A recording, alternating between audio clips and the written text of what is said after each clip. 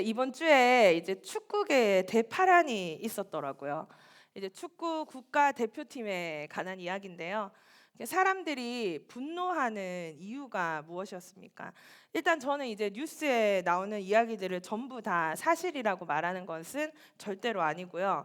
만약에 그러한 것들이 사실이라고 믿는 사람들이 분노하는 이유에 대해서 말하려고 합니다. 우리 모두는 당연하다고 생각하는 것이 있습니다. 한국인들은 예의를 아주 중요시하게 생각하기 때문에 그것에 벗어나는 어긋나는 행동을 하는 사람들을 보면은 우리가 다 같이 잘못됐다, 문제가 있다라고 비난을 하는 것입니다. 오늘 성경에도요, 우리가 만약에 이런 뉴스가 나온다면은 정말로 분노할 수밖에 없는 이야기가 나옵니다. 바로 죽어가는 예수님 옆에 깊이 잠든 제자들입니다. 우리가 곧 죽게 되는 사람의 병문안을 갔다고 한번 생각해 봅시다. 여러분은 어떻게 행동하는 것이 맞습니까? 심지어 곧 죽게 되는 사람이 우리 눈앞에서 우리를 향해서 나를 위해 기도를 해주시기 부탁합니다 라고 했을 때 우리는 어떻게 해야 합니까?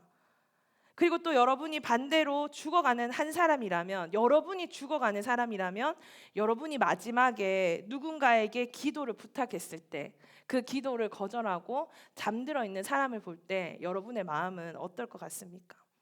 오늘 예수님은 겟세마네에 기도하러 가십니다. 앞서 제자들은 이제 성만찬을 통해서 자신들의 배신과 부인에 관한 이야기를 예수님께 전해 들었습니다. 그리고 나서 제자들을 이 겟세마네에 데리고 오신 것입니다. 자신의 죽음을 이미 이야기했고요. 제자들의 배신을 알려주신 예수님이 그 제자들을 데리고 지금 기도하러 왔다고 제자들에게 말씀하셨습니다. 제가 이번 주에 결혼 기념일이거든요. 15주년이 되었더라고요. 그래서 제가 남편에게 이렇게 말했습니다. 여보, 이거 어때? 제가 이렇게 사진을 보여주면서 여보, 이거 어때? 라고 제가 이야기를 했거든요. 자, 결혼 어때요? 예쁘지 않아요, 저 믹서기? 이제 퍼스널 이제 블렌더인데 저게 너무 예쁘더라고요. 그래서 제가 여보 이거 어때? 이랬어요. 그리고 결혼 기념일은 다가오고 제가 이건 어때? 라고 했습니다. 이게 무슨 뜻이죠? 우리 형제들 한번 대답해 보세요. 네, 자매들의 마음을 잘 아시네요. 그래서 제가 이걸 원한다는 거죠. 여보, 결혼 기념일이 다가오니까 내가 이게 필요하고 우리 집에 있는 이제 블렌더는 너무 커가지고 항상 3인용, 4인용이 나오는데 난 딱 내가 먹을 수 있는 한 잔만 필요하니까 나는 이게 퍼스널 블렌더가 필요하다. 이렇게 말하지 않아도 내가 이 사진을 보여주고 결혼 기념일이 내일이라면 어떤 사람도 그것을 눈치채고 사줄 수밖에 없을 것입니다. 제 오피스에 저게 이제 있거든요. 나중에 예배 마치고 구경하러 오시고요. 그래서 예수님이 제자들에게 이렇게 말씀하셨습니다. 한번 얘기해 볼까요? 내가 따라해 보세요. 내가 기도할 동안에 예수님은 자기가 기도하겠다고 했습니다. 내가 기도할 동안에 첫 번째로 제자들에게 이런 부탁을 하셨습니다. 너희는 여기 앉아 있으라. 내가 기도하는 동안에 첫 번째 부탁이 뭐였다고요? 여기 앉아 있으라. 여기서 더 이상 어떤 설명을 더 해야 합니까? 어떤 상사가요, 맛있는 거 사주겠다고 하고 먹고 싶은 거 다 먹으라고 하고 식당에 데리고 와서 난 짜장면 이러면 여러분 뭐 시킬 수 있어요? 짜장면 시켜야 되잖아요. 무슨 말이 더 필요합니까? 예수님은 지금 큰 고난, 큰 어려움 같이 빙빙 둘려서 말씀하시지도 않았고요. 자신이 죽게 된다고 이미 이야기를 하셨다는 겁니다. 그리고 나는 기도하고 있는 동안에 너희가 여기 앉아 있으라라고 하는 말은 앉아 있으라라는 말이 아니라는 겁니다. 주님은 이제 죽음을 앞두고 있고 너무나 괴로워하고 너무나 슬퍼하면서 가장 가까운 제자들 3명을 데리고 가셔서 여기 앉아 있으라 하셨지만 예수님은 자신을 위해서 우리가 함께 그 슬픔에 기도하자고 부탁하신 것입니다.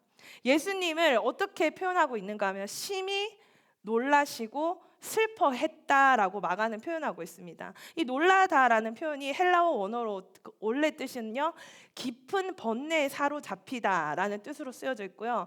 슬퍼하다라는 아데모네오 역시 원어는 깊은 근심에 찬 괴로움을 이야기하는 겁니다. 그런 깊은 번뇌에 사로잡히고 깊은 근심에 찬 예수님이 이렇게 또 말씀하셨습니다. 내 마음이 심히 고민하여 죽게 되었으니. 예수님은 자신이 감당치 못할 고민, 깊은 근심으로 인하여서 예수님 입으로 죽을 지경에 이르렀다고 말하고 있다는 것입니다. 여러분이 아무리 힘들어도 주변에 있는 사람들한테 나 죽을 것 같아, 나 죽고 싶어, 이런 말 한다는 거는 정말로 힘들 때 할 수 있는 말이지 않습니까? 그런 상황에서 정말 죽을 지경에까지 이른 예수님께서 제발 내 옆에 우리가 함께 있자라고 말씀하신 겁니다. 사실 예수님의 이런 부탁은 성경에서 유일합니다. 제가 오늘 또 설교 말씀을 어떻게 정할까 계속 보면 주님의 초청, 주님의 기도 그랬는데, 성경을 계속 반복해서 묵상하면서 주님이 제자들에게 기도를 부탁하시는 모습이 더 마음에 와닿아서 저는 오늘 말씀 제목을 주님의 부탁이라고 이야기했습니다. 예수님이 부탁하는 경우가, 이렇게 힘들어하면서 부탁하는 경우가 거의 유일합니다. 우리가 함께 읽은 이 본문 말씀은요, 이때까지 예수님은 어떤 분입니까? 죽은 나사로도 살게 하셨고, 거친 풍랑도 잠잠하게 하시고, 수많은 사람을 먹이시고 치유하시고, 이스라엘이 고대하고 기다리던 왕의 모습은 온데간데 없고, 이제 제자들에게 죽게 되었다는, 너무나 슬프다는, 나는 너무나 괴롭다는 자신의 감정을 가감없이 드러내고 있는 연약한 인간의 모습을 보여주시는 것입니다. 그리고 이제 첫 번째 뭐라고 이야기했다고요? 앉아 있으라라는 부탁보다 이제는 좀 더 강하게 이렇게 말씀하십니다. 깨어 있으라. 그 부탁을 하십니다. 예수님은 자신의 마음을 토로하고 제자들에게 함께 기도할 것을 부탁하신 것입니다. 예수님은 완전한 하나님이지만 동시에 완전한 사람이었습니다. 사람에게 십자가는 매우 견디기 힘든 고난이죠. 무거운 짐을 극복하기 위해서 예수님은 기도하신 것입니다. 자, 예수님조차 이렇게 기도하셨는데 도대체 우리들을, 아니 여러분은 큰 문제와 어려움과 여러분을 놀라게 하는 모든 상황과 환경들 앞에서 여러분은 기도하고 있습니까? 예수님조차 문제 앞에 기도하셨다면은 우리는 어떻게 해야 됩니까? 놀랍고 심히 괴롭고 죽고 싶은 괴로운 문제가 여러분 앞에 있다면 예수님처럼 기도하시기 바랍니다. 그리고 예수님은 자신의 마음을 또 토로하고 또 제자들에게 함께 기도할 것을 부탁을 하셨는데요. 신앙생활을 이렇게 오래 하다 보면은, 그리고 또 여러분들이 리더라는 이름의 자리에 있다면 오히려 자신의 고민과 아픔을 더 잘 나누지 못하는 모습을 보게 됩니다. 왜냐하면 자신의 고민을, 자신의 어려움을 나누게 되면 그것이 자신의 약점이 되고 때로는 그것이 나의 연약함을 보여주는 것이라 생각하기 때문입니다. 하지만 절대로 그렇지 않습니다. 우리의 아픔과 우리의 어려움을요, 정직하게 믿음의 사람들에게 나누어야 합니다. 우리 소그룹은 어떤 이야기를 주고받고 있습니까? 우리의 간절한, 때로는 심히 괴로워 죽겠는 그런 괴로움과 어려움들이 우리 소그룹 안에서 정말 나뉘어지고, 나의 기도 제목을 서로가 부탁하고 있습니까?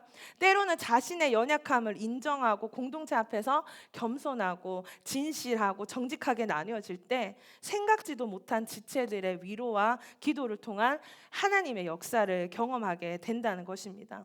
그들의 기도를 통해서요, 우리는 하나님의 사랑을 더욱더 깊이 경험하고 우리 기도에 응답하시는 좋으신 하나님을 만나게 될 것입니다.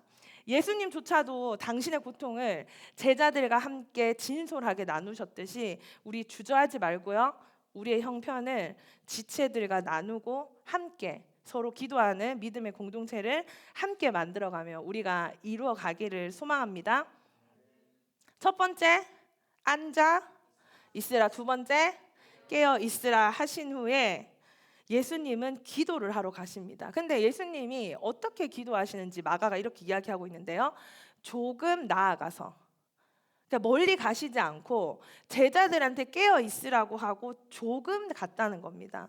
자, 조금만 나아가서 기도를 했으니까 여러분들 제 목소리 들리세요? 기도 들리잖아요. 제 목소리 들리잖아요. 동시에 아무리 세 제자가 잠이 들었다고 해도 예수님이 어떤 기도를 하는지 모를 수가 없다는 것입니다. 예수님은 세 제자들을 구별해서 기도의 자리로 데려가시고 가까이에서 기도하시면서 마지막까지도 그들에게 기도의 가르침을 주시는 것입니다. 오늘 우리 리더가 기도를 하는데 어떻게 기도를 시작했나요? 아빠, 아버지, 어머, 왜 저래? 이렇게 생각하신 분이 있을지 모르겠지만 오늘 예수님이 하신 기도입니다. 예수님은 하나님을 먼저 아빠, 아버지라고 불렀습니다. 유대인들은 하나님을 아빠라고 부르는 것을 불경스럽게 생각해서 그렇게 부르지 않았습니다. 근데 하나님의 아들이신 예수님께서는 아빠라고 자연스럽게 부르신 것입니다. 우리 모두도 하나님의 자녀입니다. 하나님이 너무 크고 놀라우셔서 이 우주를 다스리시는 분이시라서 우리와 멀리 계신 분이 아니라는 것입니다. 그분은 크고 놀라우신 분이시지만 동시에 우리의 음성을 듣고 신음소리까지 들으시며 우리 안에 계시고 우리와 함께 하시는 분이십니다. 주님은 그 기도의 가르침으로 예수님이 하나님과 얼마나 은밀하고 친밀한 사이인지를 가르쳐 주신 것입니다. 그리고 그 내용을 들어보니까 이 잔을 내게서 옮기시옵소서라고 기도했습니다.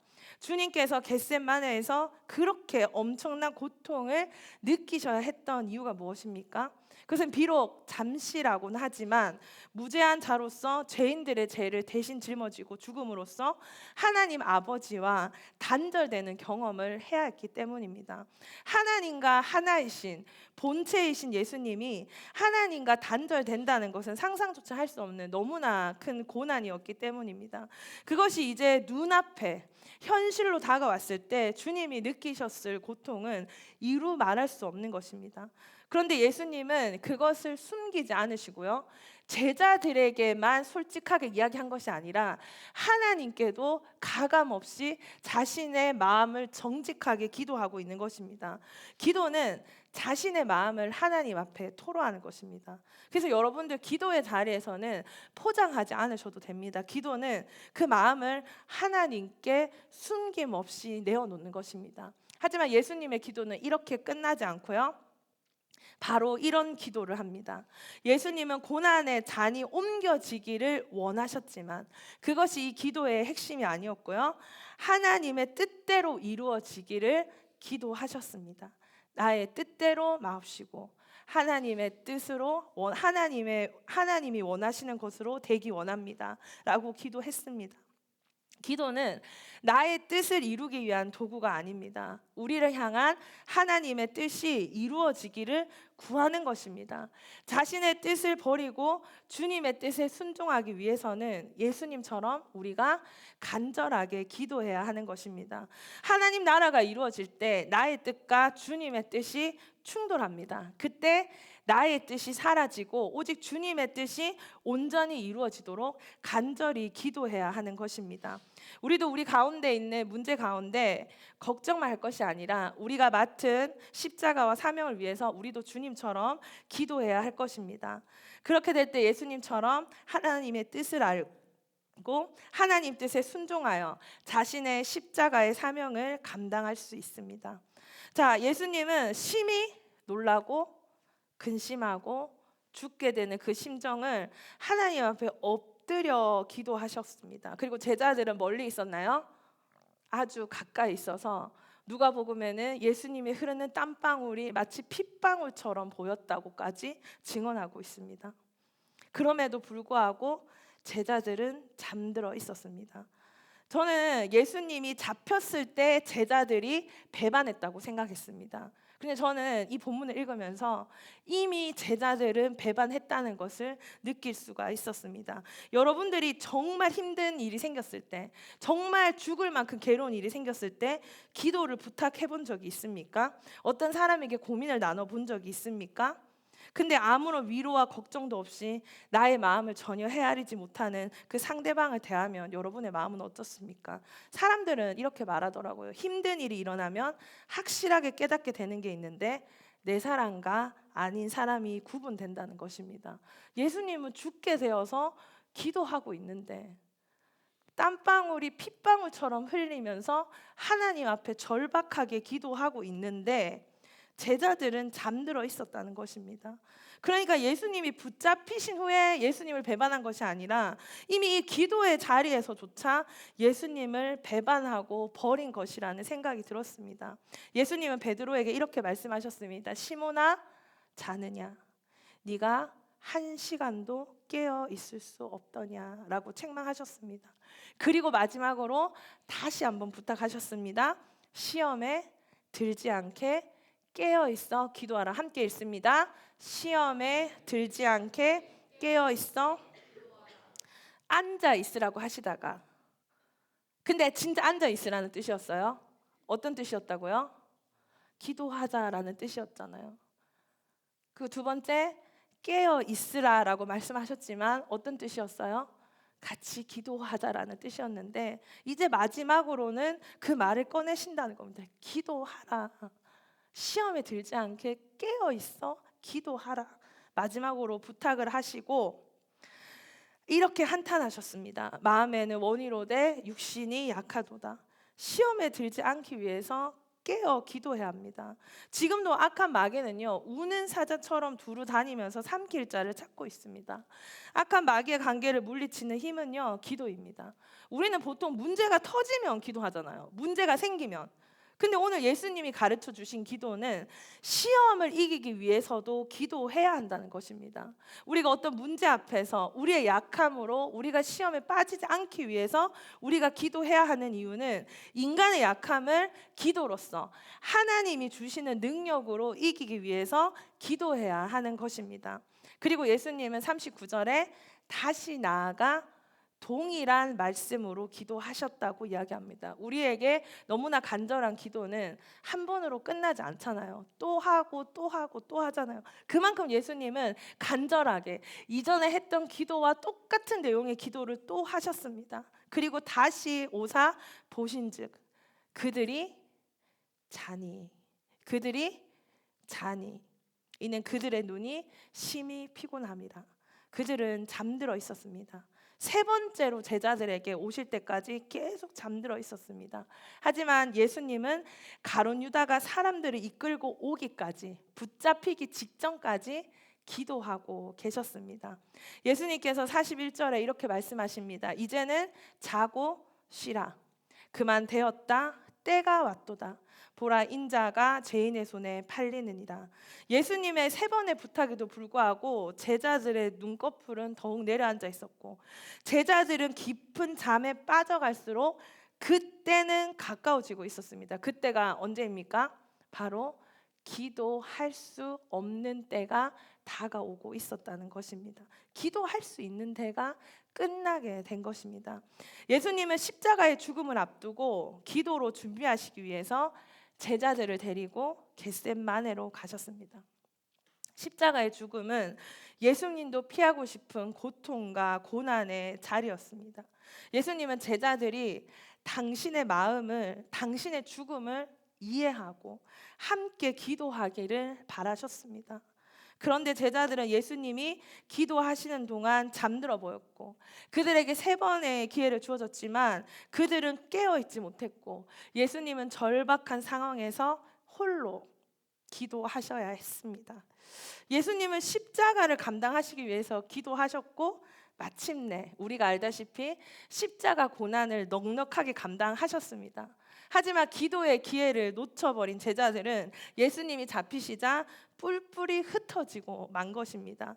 제자들은 예수님을 위한 기도뿐 아니라 시험에 들지 않게 자신을 위해서도 기도했어야 했습니다. 3년 동안 인생을 걸고 따랐던 예수님을 잃어버릴 처지에 놓이게 된 제자들, 상실감으로 방황하지 않기 위해서, 시험에 들지 않기 위해서 기도로 강하게 무장할 필요가 있었습니다. 하지만 그들은 잠들었고요.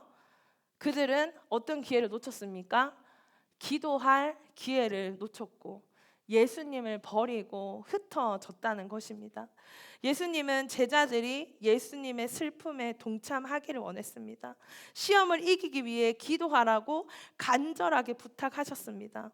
그리고 제자들 중에 한 명이 나를 팔아 버릴 거라는 말씀, 그리고 너희가 다 나를 버리리라라는 그런 예언을 들은 제자들은 육체적으로 영적으로 피로감과 두려움에 휩싸여서 그것을 극복하지 못하고 어쩌면 그것을 회피하고 잊어버리는 심정으로 잠에 빠져들고 말았을 것입니다.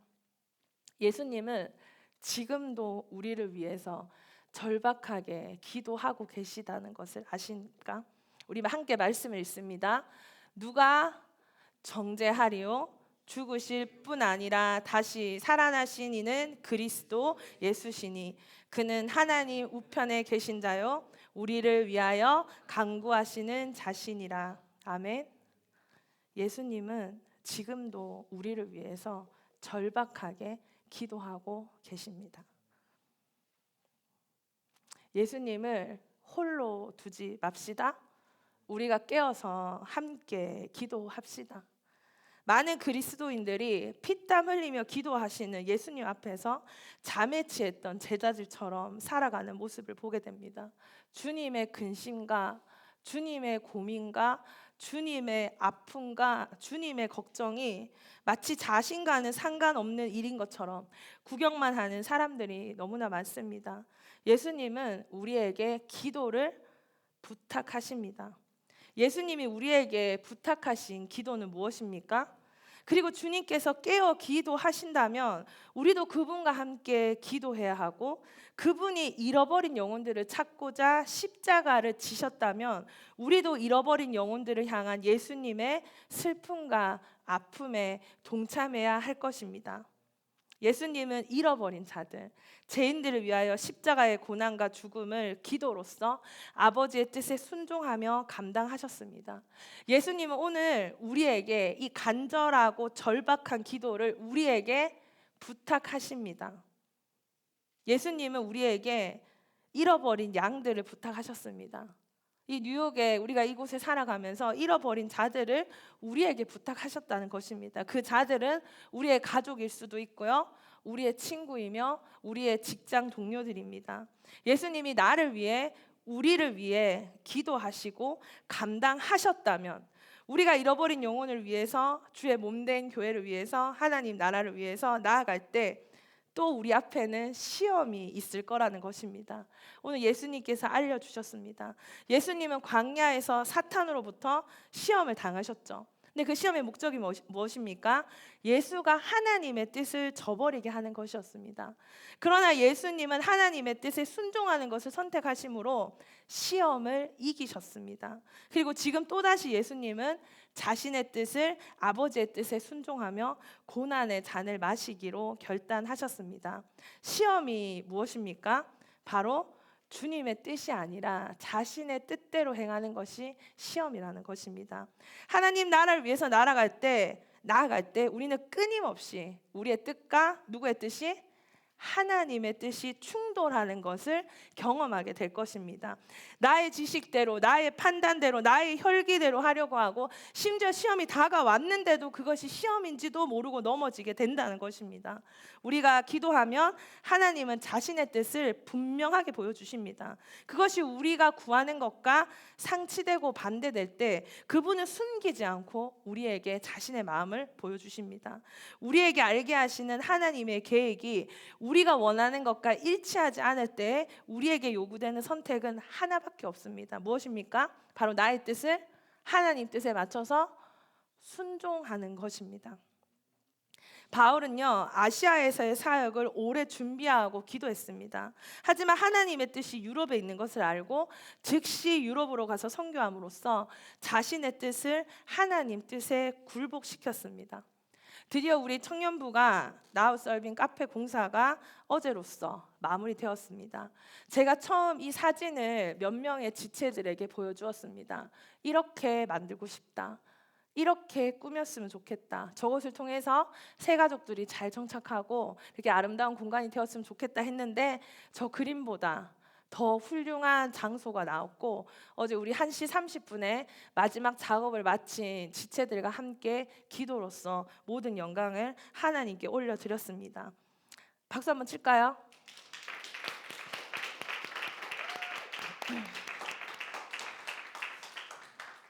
그 4주 남짓 되는 시간 동안 너무나 많은 지체들이 이제 수고하고 고생을 했습니다. 사실 토요일은 아침부터 저녁까지 10시간이 넘게 이제 매주 진행되었고요. 평일 저녁에도 이제 계속 와서 수고하고 애쓰고 드디어 어제 1시 30분에 모든 영광을 주님께 올려드리며 감사를 올려드렸습니다. 그런데 이것을 함께 해 나가면서 얼마나 많은 어려움과 힘듦과 수고가 있었을지 저조차도 상상이 되지 않습니다. 사진 이제 그만 볼게요. 이것의 책임을 맡은 자는 두려웠다는 생각이 들더라고요. 아, 이게 그렇게 나올 수 있을까? 우리가 생각한 대로 나올 수 있을까? 그리고 우리가 생각한 시간 안에 끝낼 수 있을까? 많이 두려웠겠다라는 생각이 들었습니다. 또 돕는 자들은 체력적으로 많이 지치기도 했을 건데, 오늘 아침에 이제 어떤 청년이 저에게 와서 이렇게 말하더라고요. 우리 카페 공사 때마다 와서 봉사한 형제인데, 전사님 제 다리가 10년은 늙은 것 같아요 이러면서 잘 걷지를 못하더라고요. 우리가 이렇게 작은 거지만 이렇게 한 달 동안 함께 공동체가 마음을 합쳐서 어떤 것을 이렇게 이루어낸다는 것에 대해서 어젯밤에 너무나 감사한 마음이 들었습니다. 너무나 정말 감사했습니다. 그런데 여기까지 오기까지 각자 자신의 것을 내려놓았다는 것을 다시 한번 깨닫게 될 때, 그들이 하나님 앞에 기도하고 그들의 뜻과 쉬고 싶고 자기 뜻대로 하고 싶고 불안하고 두려워하는 그 뜻과 하나님의 뜻이 상치되고 부딪힐 때마다 자신의 뜻을 꺾어가면서 자신의 뜻을 하나님께 맞춰가면서 여기까지 왔기 때문에 우리가 이렇게 하나님께 기쁨과 감사와 영광을 올려드리는 이런 시간을 함께 맞이하게 된 것인 줄 믿습니다. 이것뿐이겠습니까? 우리가 함께 여기까지 오는 것에 있어서 또 각자가 또 각 사역팀 또 각 소그룹 안에서 여러분들 많은 어려움과 힘듦이 있었을 줄 압니다. 그럼에도 불구하고 한 사람 한 사람이 나의 뜻보다 주님의 뜻에 맞추려는 순종으로 우리가 하나님의 사람으로 하나님의 공동체로 함께 지어져 가고 있습니다. 주님은 세상 끝날까지 항상 우리와 함께 하시겠다는 약속을 해주셨습니다. 주님과 함께 기도하며 주님의 뜻에 순종하면서 주님의 부탁에 기꺼이 순종하며 나아갈 수 있는, 시험을 이기며 어떤 고난도 넉넉히 감당하는 청년들이 되기를 주님의 이름으로 축복합니다. 우리 이 시간 우리 믿음의 고백을 함께 드립시다. 주님, 하나님의 뜻이 이루어지기를. 주님은 제자들에게 기도를 부탁하셨습니다.